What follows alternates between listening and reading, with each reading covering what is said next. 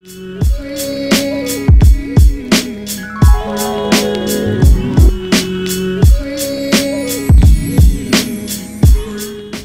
girl gang, it's time to get started. We're talking about feminine hygiene today, and I have my guest, Dr. Kamesha, who is an expert in this topic. She keeps me laughing. One of the biggest questions we get as OBGYNs is, what do you do if someone, comes in and they didn't bathe? Or how can you look at, lady parts all day long? Oh my God, it's so gross. Well, first of all, there's nothing nasty about God's creation and our bodies. But there are definitely specific ways that we need to take care of our bodies. And I think we can say that there are definitely some women who maybe just need a few tips and tricks. And so we've got it for you today, girls. This is probably gonna be a multi-part series, but we're gonna get started with the basics today. So Dr. Kamesha, tell me a little bit about how you counsel your patients, your ladies, on hygiene. First of all, you must have a rapport in order to start that conversation. Right, because it's personal. It's very personal. But as a gynecologist, if we cannot address those things as a provider for women, I believe we have the best position to have that conversation. Right. And not everyone has had a really informative, didactic session on exactly how to care for the body. And I just believe that it is just the first part of caring for self. And unfortunately, I find that patients, they don't really care or think too much about their body until it's doing something that they don't want it to do. Once it gets infected, once we gain weight, then we're starting to think about those things. And there's a lot of care that goes into it. And so today I want to talk about 5 problem areas that I think that we can just really address. But I assure you that I could talk about this probably for about 8 hours just on hygiene alone. But I'm gonna focus in on 5 areas for the sake of time. Well, that just means we'll have to have her back for another couple of guest appearances, girls. But girl gang, let's get into these 5 problem areas, because these are things that we must be aware of. Of course, as a gynecologist, I'll go ahead and start with the vaginal area, because that's what everyone wants to talk about. So with the vaginal area in particular, I always instruct my patients that when you are bathing and you're getting ready to address that vaginal area, you really need to elevate the leg. You can either place it on the side of a tub, but you must have that elevation. If you don't elevate the leg, it's gonna make it extremely difficult to have full access to all of the folds that exist in the vaginal area. And this is one of the things that I see on exam, that in between the major and minor labia, there's tissue trapped. There's excretions that have built up in those areas. And it's simply because people are just kind of washing down there, but you actually need to elevate the leg. One leg up. And part the labia. And you want to, and patients are asking me, soap or no soap? Soap, absolutely. Whatever soap is of your choice. You want to, and this is another thing that I tell patients, I would say definitely a washcloth for the vaginal area, because people use loofahs and sponges and these kinds of things, but there are so many folds in the vagina. In order to really get into that area, it would best be served. It would better be served with a washcloth. Now I think that cleaning with a washcloth is great. Now, if I have women that come to me who have frequent vaginal infections, I sometimes will say, be careful about the washcloths, because they can hold bacteria and yeast. And so if you are a frequent flyer in terms of vaginal infections, there may be some other things we need to do, like maybe a one of those really thick paper towels or something that's disposable, so that you can wash and get in those folds. And I would recommend, especially, we should use a new washcloth with every time, because soap has a lot of fat in it and bacteria love it. And so that's one of the reasons why I would say definitely a washcloth, because it should be a new one that you should use every day. Otherwise, you're just simply going to apply more bacteria into that area. Right. But with that leg elevated and you're able to part the labia and you're actually able to clean in that area, you're able to retract the clitoral hood. You believe it or not, you can elevate the clitoral hood. You need to wash in that area. You need to wash the inside of the vaginal opening as well.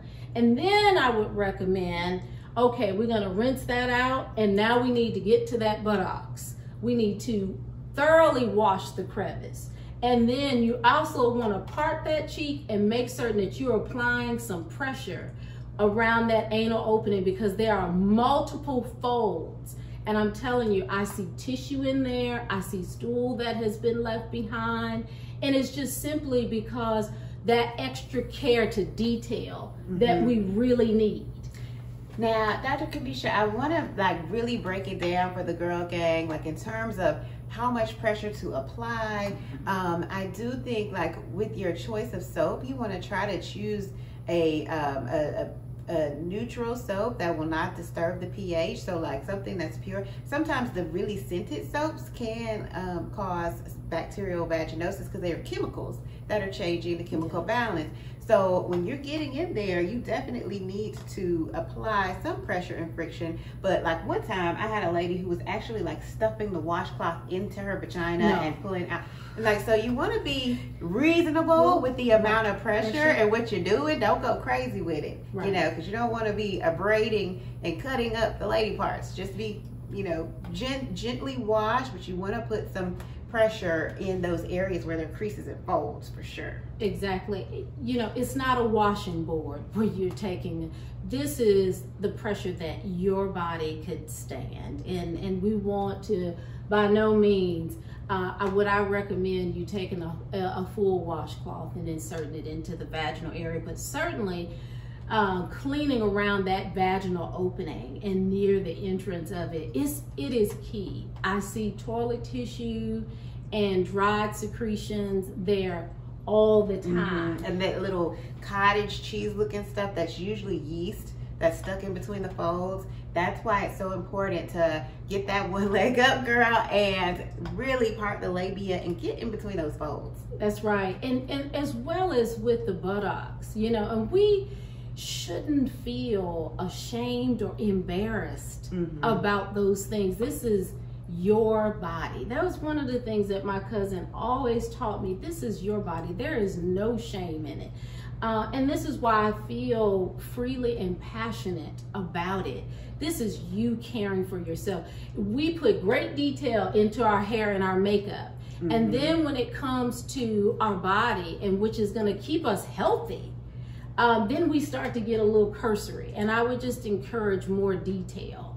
So moving on, just from the vaginal and the buttock area, another problem area that I see for patients are feet.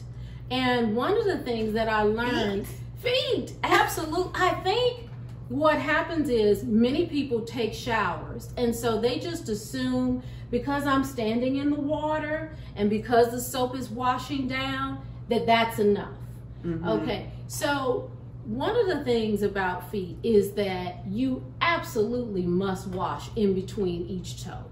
You have got to, and I see this on patients with that fungus, right? Because then people start getting those weird colored toenails, and then you got to get gel on your neck, on your toes, so that nobody can see your toenails turning brown. Like, it's fungus, and nothing smells worse when you walk into a patient room than really bad feet. It's like Doritos, Cheetos, and it's the something worst. Dead all in one. It's worse. Sometimes it's like distracting. Do you get distracted? I'm walking there and I can't even remember what I was talking to the lady about. The feet are just so yes. Between those toes, ladies, girl gang, make sure you're on it. So you want to apply soap and water, and we need to wash in between each toe.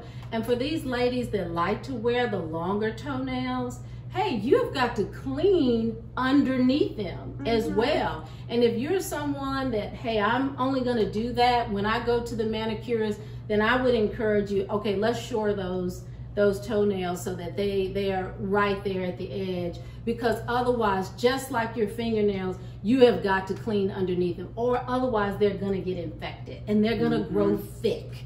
And they're going to have that fungus. I remember my grandma used to cut her toenails with like a knife or something, because they were like so thick. Not that she didn't clean them under her toes, toenails, but they definitely can develop like fungal disorders and diseases like athlete's foot.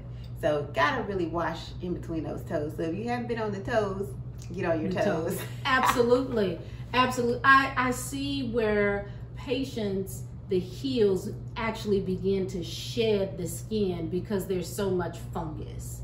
I actually had a patient tell me one time, because I was talking to her about her feet, and she says, the water doesn't go down immediately in the tub. And so she's standing in water, and so she said it's a problem with the drainage. Well, her feet were becoming infected because she's standing in that water every time she's taking a shower. Wow. And so we really need to pay attention to our feet, especially my patients that have diabetes. We have got to take good care of those feet. Very important. Absolutely. Very important. So we've got 3 things. Yeah. What's number 4? So let me say this before I forget. That belly button, let's talk about that, ladies.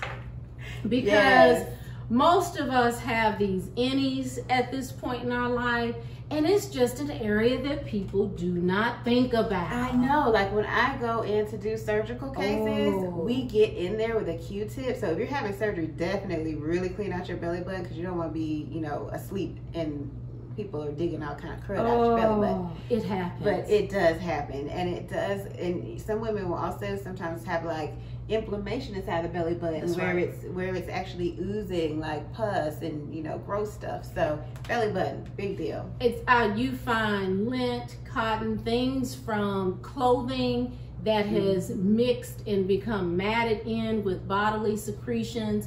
So I'm telling you, this is an area again for a good washcloth and good soap, and we need to apply pressure, and we need to really dig out that particular area as well. I want to move on to the armpits next.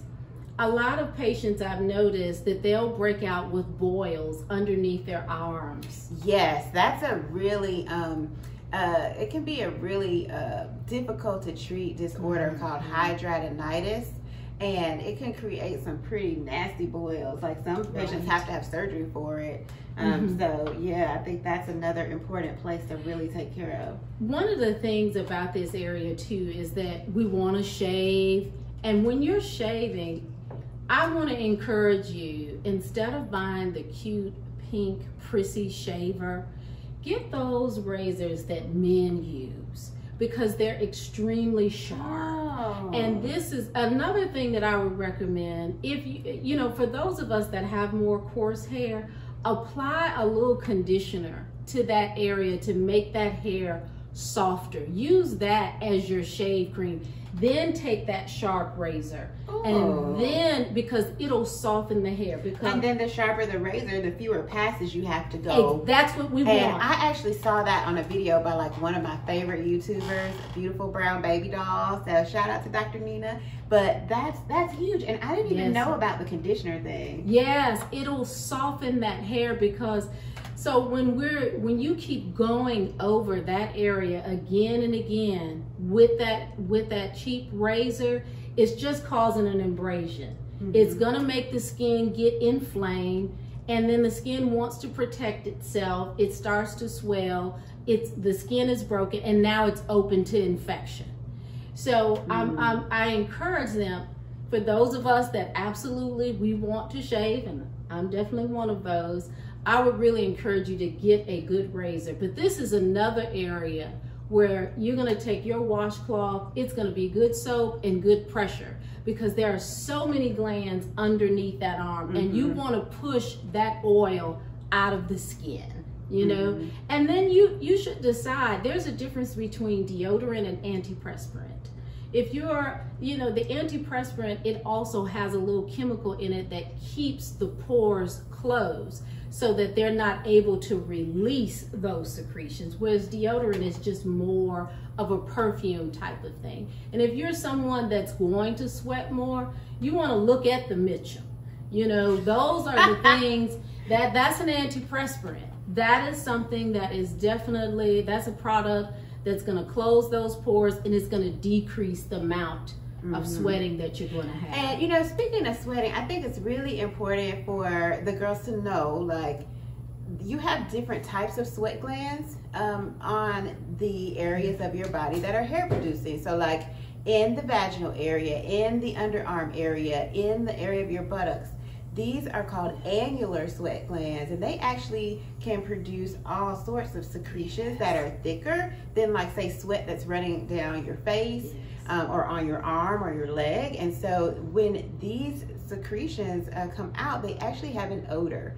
And so once you've gone through puberty, these annular sweat glands are working, and that's how you get musty and you need Mitchum, you know. We used to say Mitchum was for if you were real musty, you need a Mitchum. But really, any deodorant or antiperspirant can work. And then there are also a full line of like natural or homeopathic deodorants and antiperspirants. And so if you're someone who's really concerned about aluminum oxides and deodorants and things like that, you can certainly look for natural deodorants or antiperspirants. But don't walk around musty, girls, please. And let's talk about our beautiful smile, which I always tell my patients, regardless, they like, I don't want to take a picture. If you just smile, it makes a difference. Let's talk about this oral hygiene. That's a biggie. You know, I was reading about oral hygiene actually being associated with preterm labor. Oh, absolutely. Absolutely, because of all of the infection, the bacteria that exist in our mouths. Absolutely. And do you know your mouth is cleaner than your butt? That's what they keep saying. But I mean your butt is cleaner than your mouth, right? Yeah. So like your tutor is cleaner than your rooter. And they claim that dogs' mouths are cleaner than our mouths. Ew. So, you know, my dad is a dentist. So if you've been subscribed to my channel and seen my introductory video, you'll know that my dad's a dentist, and he always talks to me about oral health care, and he says, you only have to floss the teeth you want to keep. And I always laugh because I'm like, I need all my teeth. And he was like, well, then floss all your teeth. Because gum disease is like very serious. It can be very serious and affect your overall health, like your heart health, you know, your health during pregnancy, and certainly your ability to, you know, eat and chew foods. I know lots of people who don't even eat like raw fruits and vegetables because their teeth are like jacked. You know, and I just remember that people are coming in contact with us, and you don't want to have people holding their head down because of our breath. We have got to address that. We are ladies. We just have to be on top as much as we can with all things.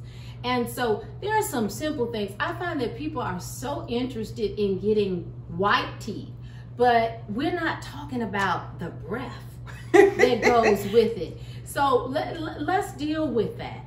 There are, whatever toothpaste you use, that's fine. I'm a baking soda person. Right. I don't know how she does that. It's so gross. I tried it one time. I was like, oh God. I was raised on it. So now I use strictly baking soda, and I actually will use Dr. T for mouthwash. But let's talk about this. When you are brushing your teeth, you know, this is not a quick process, okay? This is just, we need to have as much care to our vaginal area as we do to our mouths, okay? We need to make certain that we are brushing deep in the back. I promise you there is food left from the night before that is back there. And the bacteria love it and they eat it, and they're usually the anaerobes that are going to create that foul odor. So we want to make certain, whether you're using baking soda, whether you're using toothpaste, that you are going to brush deep in making certain that you also brush behind teeth. I know that I catch my little cousins like, okay, wait a minute, we didn't get behind the teeth as well. Just the entire surface. So, you know, you want to get the biting surfaces, you want to get the surfaces that are along the cheek line, and the surface that's running on the roof of your mouth, that's running around the roof or the floor of your mouth. So you want to just get all the surfaces, because cavities can develop on any of those surfaces. And brush the tongue. You have got to brush the tongue is got all kinds of nooks and crannies in it. You've got to brush that tongue. And I am big on the flossing. And if you're someone like, look, I just don't want to take the time to floss, then you need to invest in a real, a decent, what do we call Waterpik. A Waterpik. Yeah, my husband Waterpiks like 3 times a day. He's really obsessed. But I tried it for like a month, because, you know, I'll just be honest, my dad's a dentist and I've had a whole ton of dental work because I was not good about brushing and flossing. But I did the Waterpik every day for like 30 days and my gums were so much more healthy. Yes. So now I really do believe in it, and I think it's a great way. If you, cause I just never got that whole coordination thing down with the floss, roll, and I was always just using those little, you know, flossers, and I still do, but the Waterpik really helps. The Waterpik is pressure washing your teeth, and it really toughens the gums. And see, people don't realize that's where the breakdown starts, at the gum line, where the gum is no longer holding on to that tooth. So you have got to, when you brush, you've really got to address those gum lines. But that Waterpik, I'm telling you, it will make those gums tough. And what I find is when my patients get infected, and that's the lighter they brush. Instead, and that's the time to actually apply more pressure. Because there's bacteria down in the gums. Right. And so that's called gingivitis, where you have inflammation of the gums. The problem with that bacteria is that there are so many blood vessels that come into the mouth that surround each tooth. And so every time that you get what's called bacterial seeding into the blood from infected gums. Yes. And they've associated this, there are lots of studies that have associated this with heart disease. Yes. And I think that that's just really amazing how our oral health affects almost all of our bodily health. So I think that's so important. So the teeth, and you don't want to be walking around, you know, with halitosis. And let me talk a little bit about that halitosis. Some of this also has to do with many people on different medications, and that causes their breath to have odor. They have now some very good products on the market that can keep the breath much fresher for a longer period of time. I highly recommend, when people are using mouthwash, people just do a little and then they're spitting it out. You need to gargle, okay? Remember when we used to hold our head back and it was just fun? The reason why you're gargling is because those tonsils back there, they have little pits in them, and food gets down there in those, and it will stay in there. And it's like old food in a refrigerator. And every time you open up your mouth, just like when you open up that refrigerator, that's what people are smelling. And you have thoroughly brushed and everything, but you didn't gargle. And so that antiseptic that's in that mouthwash, it will break down all of that that bacteria and food that's back there in the back of that throat. And this gargling has really come up a lot since we've been facing this international pandemic. Gargling with antiseptic actually does help to kind of decrease the amount of virus that may be in your mouth if you have come in contact with the coronavirus. So it's recommended that we gargle. So just kind of cleaning off those tonsils. The tonsils are like a huge receptacle for viruses and bacteria. The tonsils are part of your immune system, and we know that the coronavirus actually causes enhanced immune responses. And so we want to be, cognizant of the fact that we can help to prevent infection, and not only just coronavirus, but the cold virus, the flu virus, by just simply gargling with an antiseptic solution or even just warm salt water. Right. And I just want to say, I thank you so much for bringing me out. I hope for another opportunity to begin to just even dive more into it. If you have questions, post them, and Dr. Baker will certainly get them to me. And I would love to come back to talk about to douche or not to douche. Oh, yes, that is definitely a real conversation. That is the question. So I am so thankful for you coming on, Dr. Kamesha, and I have so enjoyed these hygienes. I learned some things. Even though I'm also a gynecologist, I got some tips that I can use. So I know you did too, girl gang. Awesome. We'll see you soon. Awesome. See you soon, girl gang. Don't forget to subscribe and comment below.